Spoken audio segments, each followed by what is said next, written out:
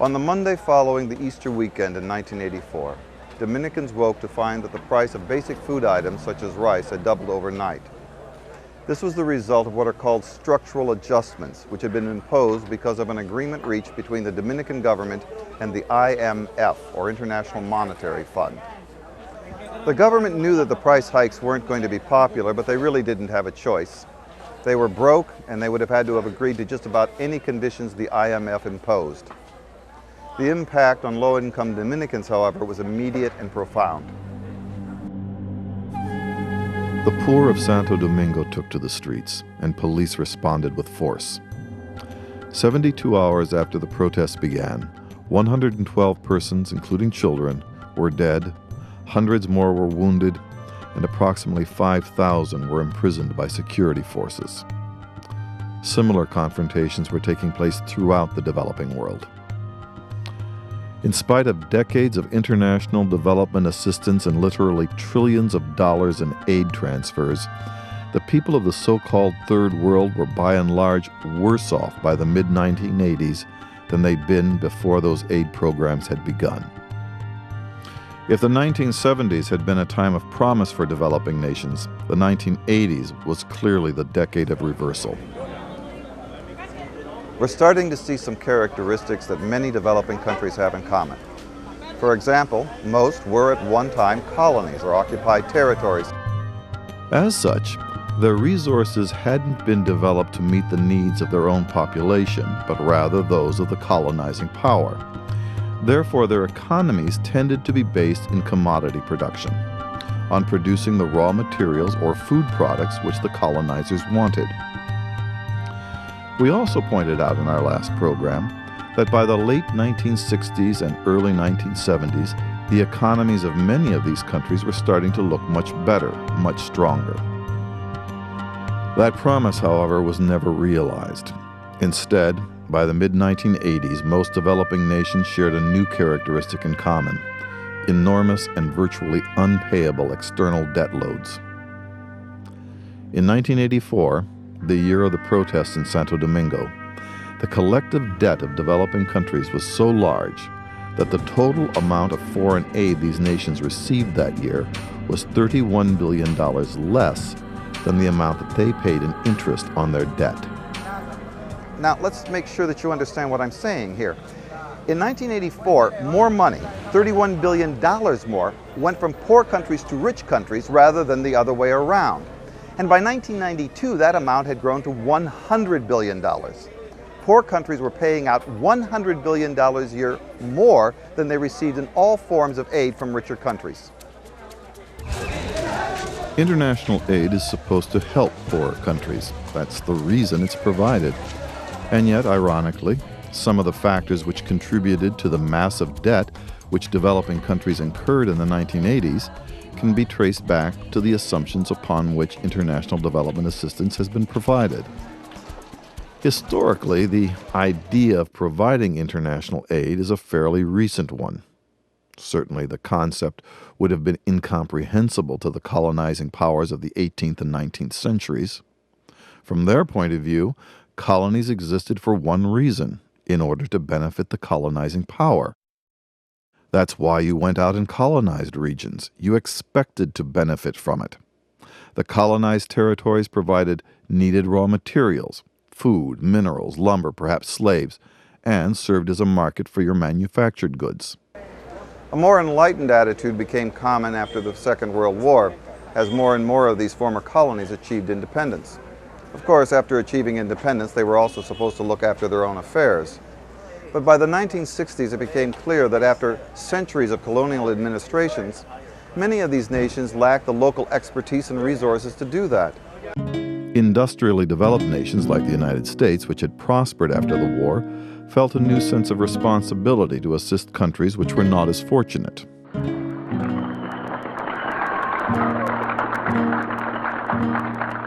To those people in the huts and villages of half the globe, struggling to break the bonds of mass misery, we pledge our best efforts to help them help themselves for whatever period is required, not because the communists may be doing it, not because we seek their votes, but because it is right.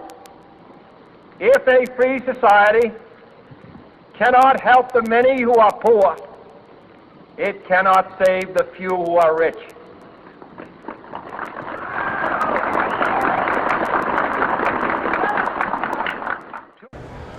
John Kennedy's inaugural speech really was one of the great speeches of the 20th century, although perhaps a fear of communism was a greater motivator than the president admitted. Feliz is a graduate student at the University of Santo Domingo. The United States gave many political and social justifications for their second invasion of the Dominican Republic in 1965. But in reality, it was because they did not want another socialist revolution like that which had occurred in Cuba in 1959. It was during the Cold War, and at the same time as the United States was at war with Vietnam. So by all means they wanted to protect the perimeter of the Caribbean so there would be no opportunity for a second socialist or communist government in the area. They claimed the intervention was intended to protect foreigners in the country, the people in their embassies, as well as protecting their economic and social interests. But in reality, there was no political or judicial justification for disregarding the sovereignty of an allied nation.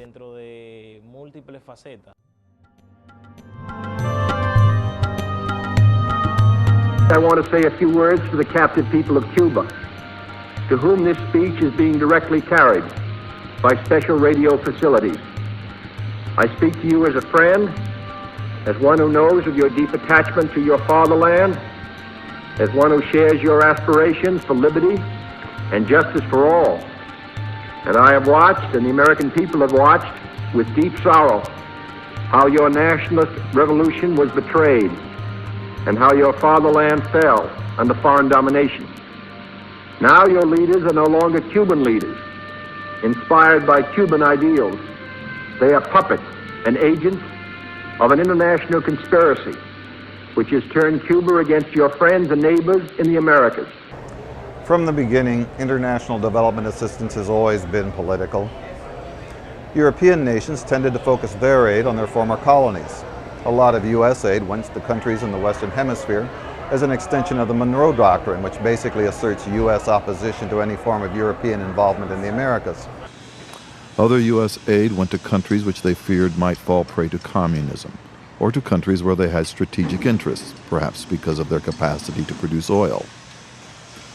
From the point of view of policymakers, this was simply common sense. But unfortunately, it also meant that often the poorest and most needy countries, countries which had no particular strategic or economic value, were the countries least likely to receive aid. An even more serious problem with foreign aid programs in the 1960s and 70s was the assumptions upon which they were based. In particular, the assumption that donor nations made about what qualified as development. Development, after all, isn't necessarily a very clear concept. All countries are developing to some extent. Conditions aren't the same today in Canada as they were 10 years ago. Hopefully they've improved. That would be evidence of development. But we don't think of Canada as being a developing country. That's become a specialized term referring to places like this.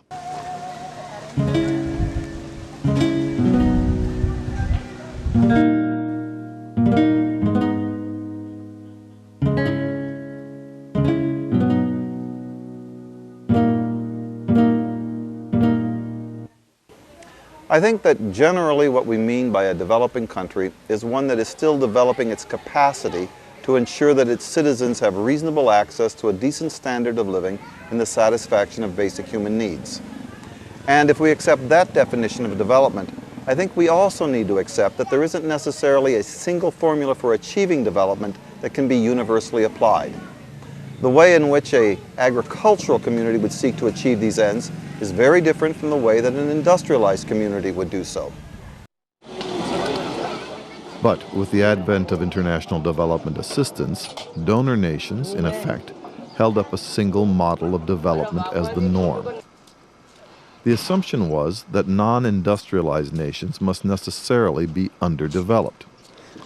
And because the economies of most third world nations at that time were based on agriculture and commodity production, it was assumed that the cure for their poverty would be found in expanding their capacity for industrialization. Of course, aid was provided to developing countries to help them improve their agricultural potential, but the real key to development, it was thought, would be found in modernization, in creating an industrial base. In order to do that, though, developing nations would require machinery, expertise, and so forth, which was only available from the richer nations. Third world nations received some of this through international development assistance. But that assistance had at least two catches. First, it allowed someone else, the donor country, to define the course of development in the recipient nation. This is a new variation on the point made in our first program, that all too often developing countries have had less control over their own sovereignty than wealthier nations have had. Aid was available, but only for the types of development approved of by the donor nations. The second catch was that the assistance was only intended to help poorer nations get started on the road to development. After an initial aid investment, the recipient countries were expected to assume responsibility for continuing that development from their own resources. And often, that simply wasn't a realistic expectation. Development seminars in the 1980s were filled with stories of imported machinery throughout the Third World, which was left to rust in the sun because the local population didn't have the capacity to provide the required maintenance or the money to purchase spare parts once the development assistance came to an end. Nations like the Dominican Republic, which made a commitment to modernization in the 1970s, had to find ways of raising money to continue the process of industrialization.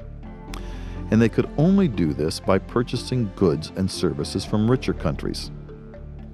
Until they were able to meet all their needs internally, they would have to continue purchasing machinery, industrial equipment, expertise, medicine, petroleum, and so on from more developed nations. And in order to do that, they required what was called foreign exchange. Foreign exchange is simply the means or the ability to purchase materials and goods from another country. If, as a Canadian, I place an order over the internet to buy something from a company in the United States, I'll be asked to pay for it in US dollars. That's the foreign exchange. There are basically three ways to acquire foreign exchange. The first is to purchase it. The way I do that over the internet is by putting it on my credit card. The credit card company will convert the Canadian dollars into US dollars by purchasing them, and my statement will tell me what that purchase rate or exchange rate was. Of course, you can only purchase foreign exchange if someone's willing to sell it. There's no problem converting Canadian dollars to US dollars, but it might be more difficult to find someone willing to sell either of those currencies in exchange for one of the less stable currencies of perhaps one of the African nations. But that's okay. If you can't purchase foreign exchange, you can earn it. And developing countries could earn foreign exchange by continuing to produce the commodity products that richer countries desired. So the Dominican Republic, for example, continued to produce sugar in order to get the money they needed to pay for the developments occurring in their country during the 1970s. Unfortunately, the prices earned by agricultural commodities on world markets fluctuate a great deal, while the price of manufactured goods can generally be expected to rise. You had to grow 6 times as much sugar to buy one tractor in 1983 than you had to in 1979. Now, if you can't afford to purchase foreign exchange and you don't have the ability to earn it, there's a third way to acquire it. You can borrow it. And in the 1970s, that's what countries like the Dominican Republic did. And it was a big mistake. It led to the international debt crisis. They're still suffering from the effects of that today, and to events like the 1984 riots in Santo Domingo. But at the time, it seemed like a good idea. Countries borrow money all the time. That's what bonds are, a way of borrowing money from your own citizens in order to pay for government operations. And most countries probably had their borrowing under control until about 1973. That was the year the price of oil went up, the point in history where we ended our last program. What happened was, the petroleum exporting countries realized they produced a commodity that the rest of the world depended upon.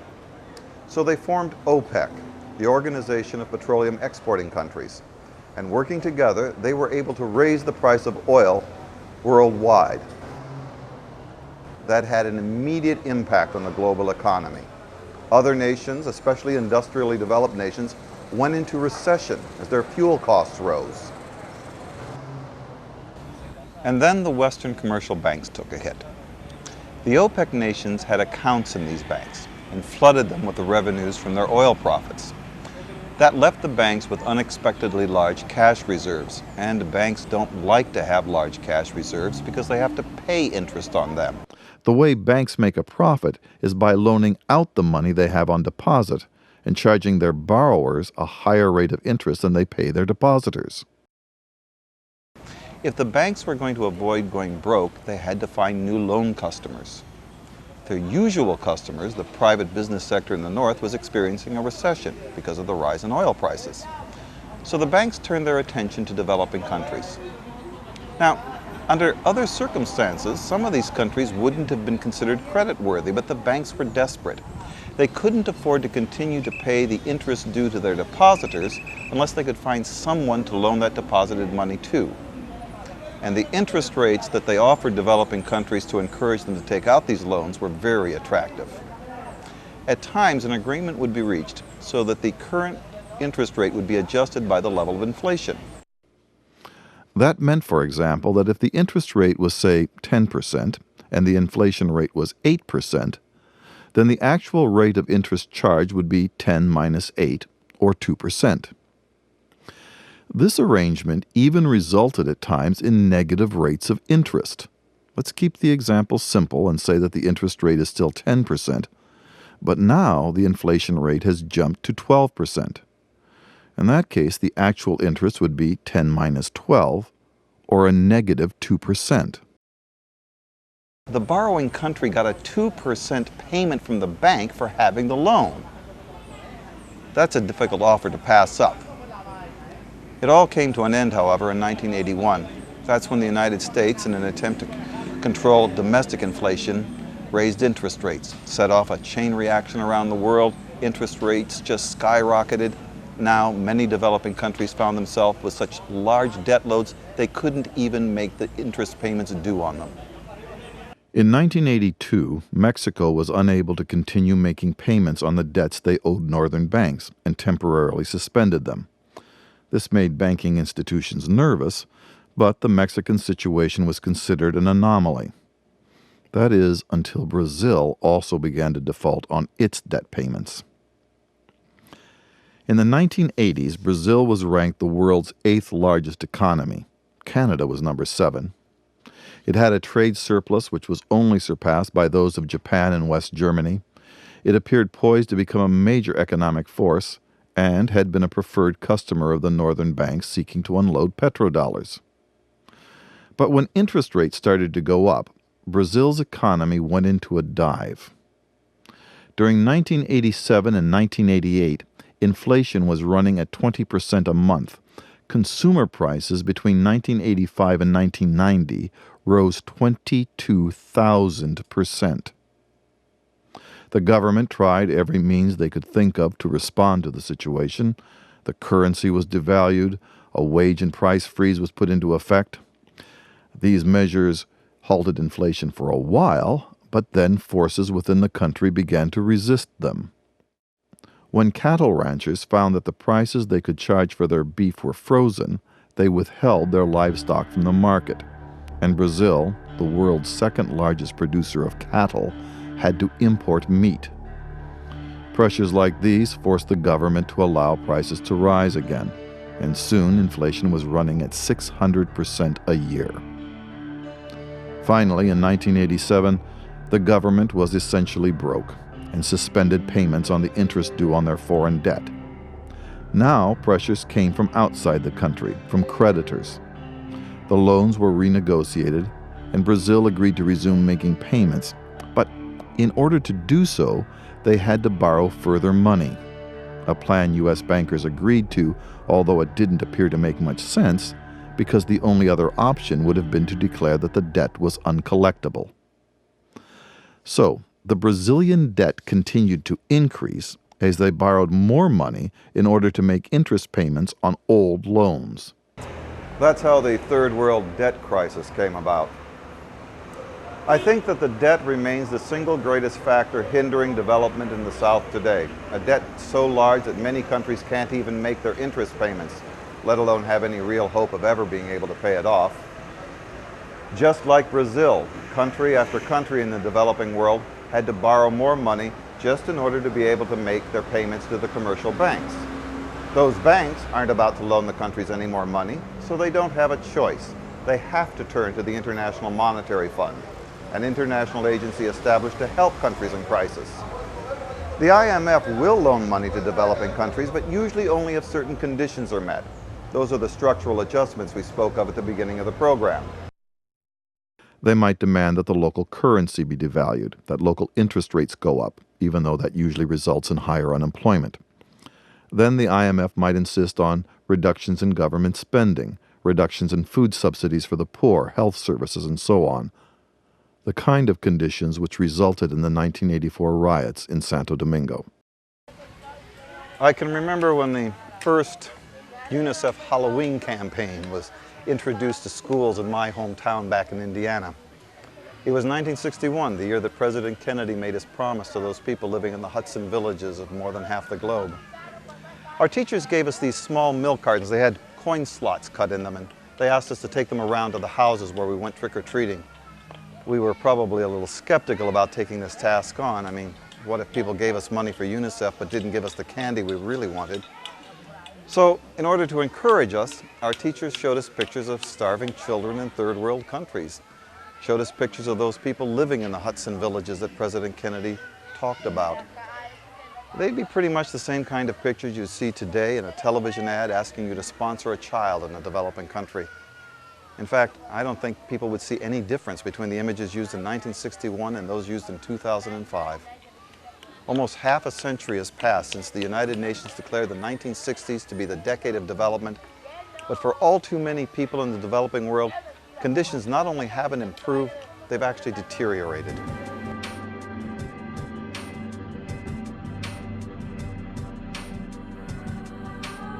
Of course, nations like Canada continue to provide development assistance to countries like the Dominican Republic. Trillions of dollars in aid were transferred from countries like Canada and the United States to lesser developed countries in the period between 1961 and 1984. But much of that aid had been political and often had strings attached to it. In many cases, the funds never actually left the donor country. They would go to corporations within the donor country in order to fund large-scale development projects, such as the construction of hydroelectric dams, highway systems, sewage treatment facilities, and so on. Even scholarships to bring foreign students to universities in the donor country were considered foreign aid.